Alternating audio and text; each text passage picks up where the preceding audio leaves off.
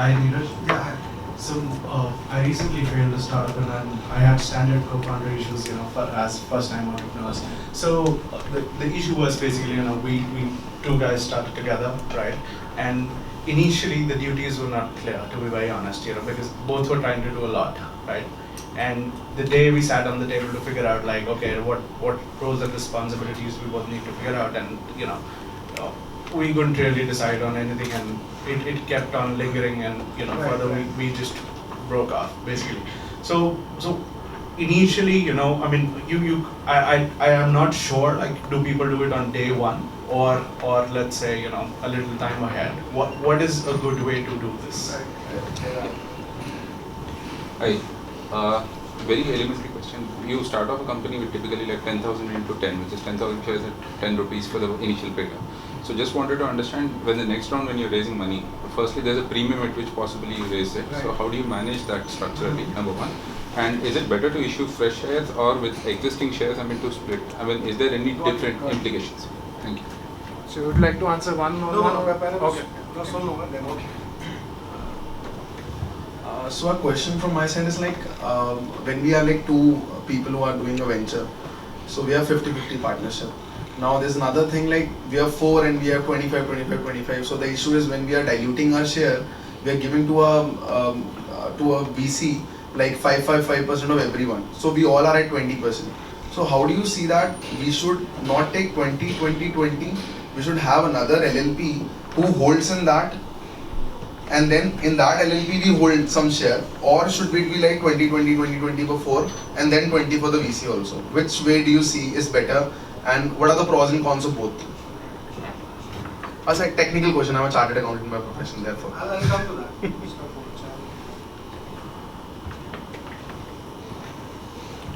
Any other questions? Different question? Yeah. Yeah, suppose as a founder, I'm not investing any funds whatsoever, and I have an investor who's going to be doing that, but I'll be working on a sweat equity structure. What would be a way to structure it in terms of, should it be from the start, word go that I'll have some investment? Should it be ESOP based, or should it be, in some kind of convertible structure? So basically, more questions.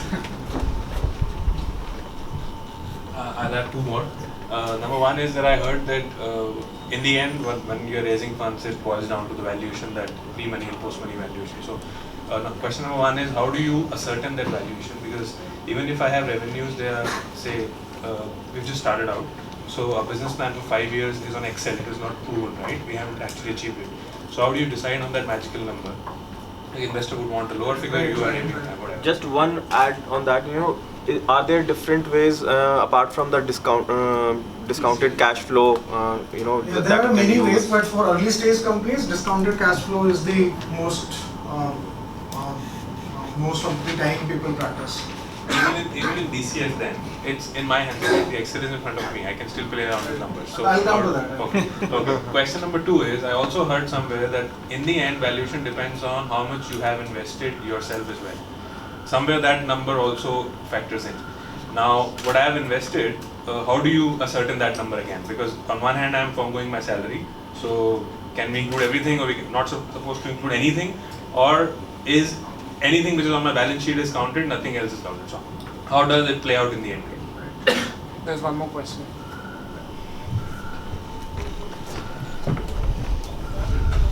Hi. Just wanted to know whether we should have an option pool assigned when we are forming the company, or it should happen while we are raising the investment.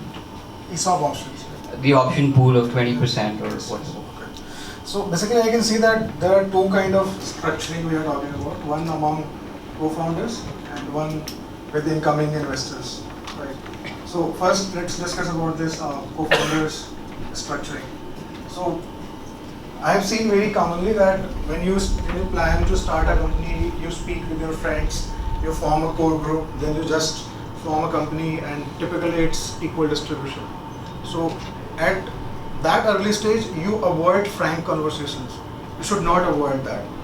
You should speak very clearly among your co-founders that who is going to play what kind of role, who is going to take the clear leadership position of the company, who is going to represent the company, and distribution should be according to that only. And I believe that there should be a clear leadership in any company. If leadership is not clearly defined, there is very less chance that company is going to succeed. So starting up is all about leadership, right? So obviously skill has to play a role, but you can find skilled people, but leadership is not, which is very commonly observed. So Dabbi, you are basically sitting with your friends, you are basically exploring co-founders, so just before registering the company, because once the company is registered, everything is on paper, and even if you are going to change that, alter that, it will be tracked in the history, and people will ask why this happened, right? So before registering company, before the registration of the company, you should do multiple conversations with your potential co-founders or with your decided co-founders, and you should be able to, everyone should be able to justify their stand and their expectation. That clarity needs to be there from the day one, because once the company is registered, once you enter the business, you have to take care of the business, you have to take care of lot of problems. This should be your last concern, that co-founders are again considering their stake in the company. Is it justified or not? And they're most of the time manipulating around that only. You must avoid that. So and you have to build that culture in the company from the day one, because the culture co-founders are following, key hires, immediate hires are going to follow the same culture. So one, there should be frank conversations, and structure should be decided according to that only. And I believe, I might be wrong, but I believe that there should be a clear-cut leadership in the company. And if you want to correlate with successful examples, all examples are there with clear-cut leadership only. I have not seen any example where leadership is not clearly defined, because you have to take decisions, and you should not be stuck in a loop while making any decisions. You will take right decisions, you will take wrong decisions. Taking decisions and implementing those decisions is important. Right and wrong, that will be proven later on. First step is to take decisions, and for that leadership is required. So I think that clears the structuring among co-founders part, right? And next is structuring with incoming investors. So first you need to acknowledge fully that investors are investing to make money, and you are asking money from them. They are not forcefully investing in your company. So it's your role to make a deal attractive enough for them. But at the same time, you have to also defend your company, you have to also protect your company. So there should be a balance between the two, the protection part and the taking care of the interest of incoming investor. So it's not like free seva kind of, right? So they have promised few people that you give money to us and we will invest it at various places and we will generate some return for you. So they are answerable for that invested money, right? So it's not any government money kind of, it's not any grant kind of, right? So you have to take care of that also. So I many times I see that part missing in co-founders. They feel that it's their right that investors should give them money. It's not like that. If you are not willing to take care of their interest, then you should not ask money from them. It's a very clear-cut thing.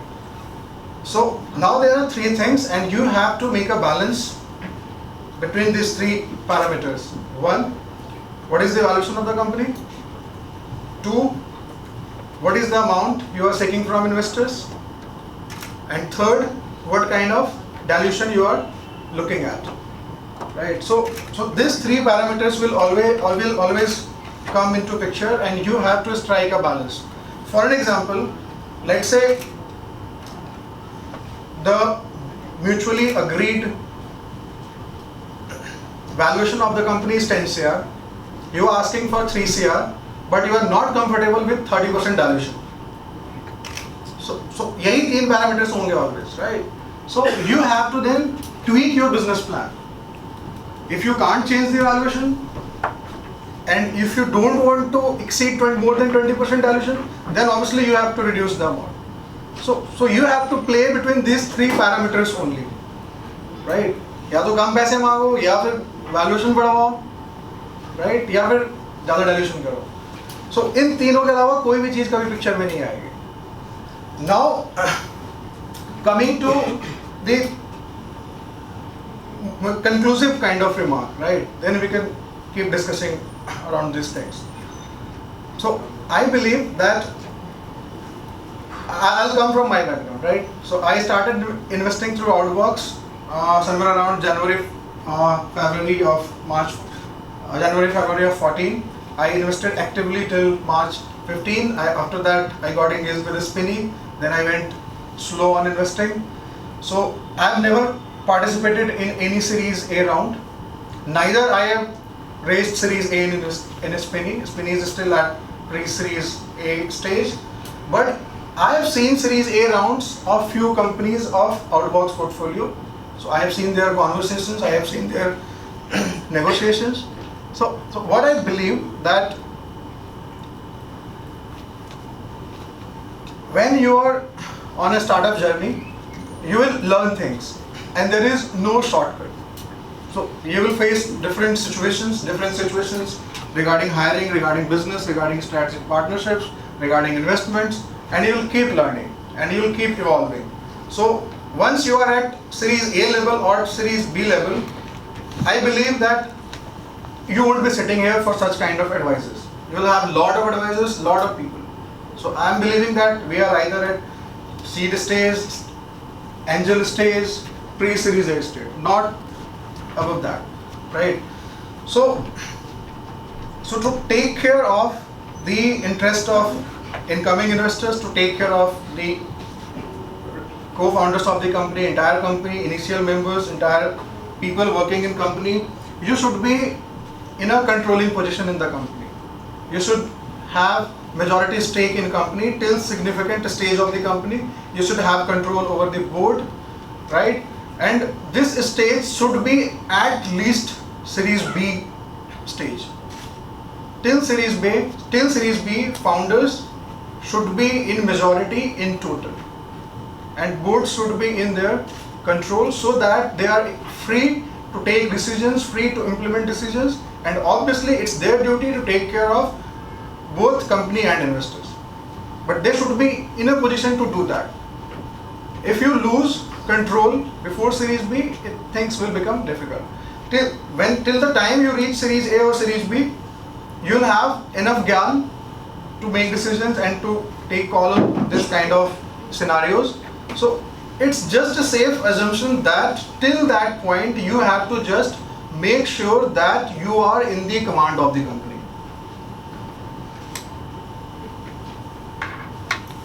एक बार वहाँ पे पहुँच गए, you would be able to take care of everything. So you have to just make sure of there is no fixed rule. There is no written rule about this thing. That at seed stage this much dilution should happen, at in angel round this much dilution should happen, in a pre-Series A round this much dilution should happen. You have to just make sure that till Series B you are in the control of the company, both in terms of equity and number of directors on the board. Because tab tak you will have all kind of information with you and you would be able to see a more comprehensive picture. So you have to just make sure that you are controlling the company, you are taking the shots.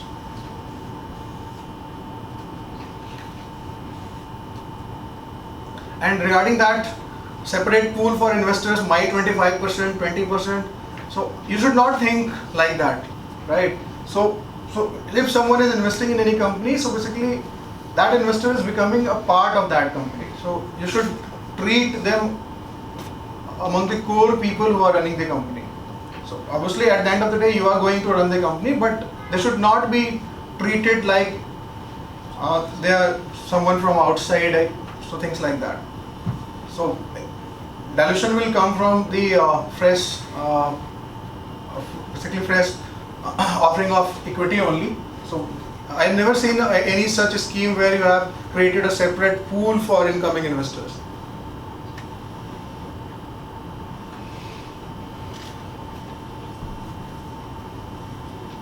Yes? Sir, my question is, suppose as an entrepreneur, I wanted to raise 1 CR at an equity of 10 to 15%. And then, down the line after 2 months, there is again a new investor who wanted to invest more than 2 crores, but he want a greater equity, let's say more than 20%.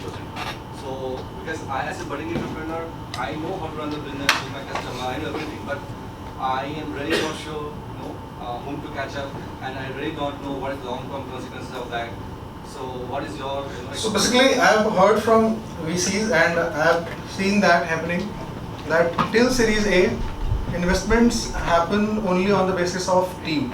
It's not about how much money you have put in, what is the revenue of the company, and what is the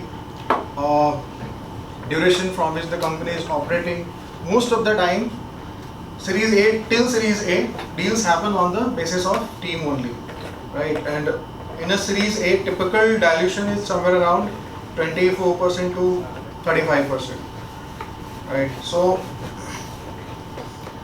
if you are able to communicate your plan, your business strategy, and your business model, the strength of your team, so if these things are communicated properly, and if you are able to convince an incoming investor on these things, then I think valuation is not a deal breaker in most of the cases if any investor has made up his or her mind that he or she is going to invest in that particular company. That is always negotiable. But obviously, whatever the ask should make a sense.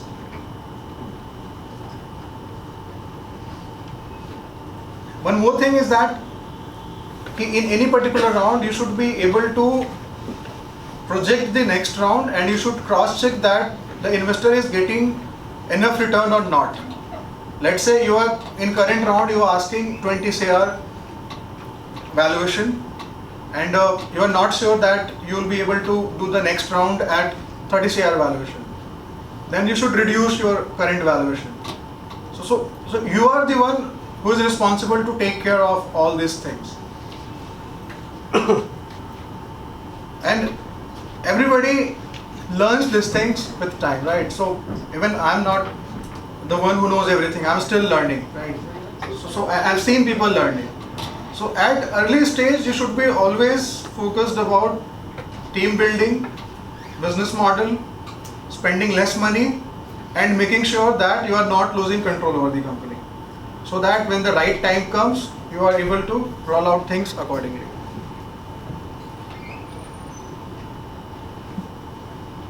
So there's one more instance when a tech guy needed a marketing guy, and I was offered to be one of the two co-founders.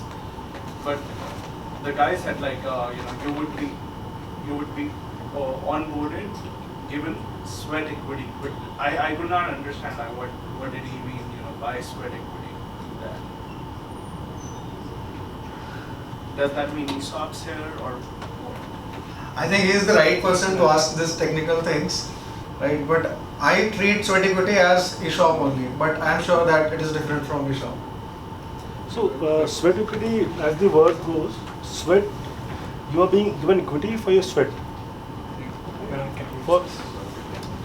In sweat equity, you are being given equity for your sweat. So for the time that you spend with the company, for whatever expertise you bring to the company, you are being given equity.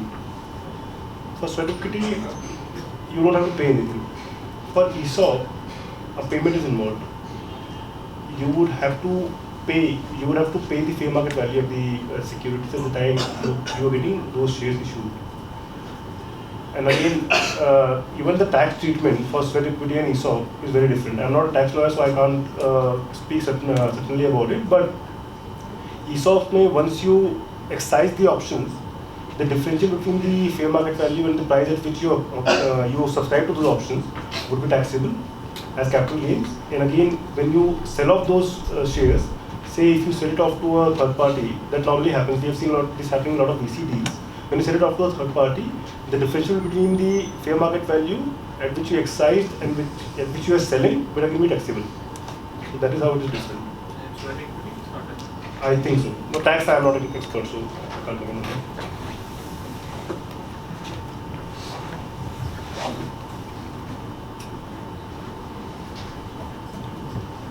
Any other question? You told us about the typical dilution for the Series A funding.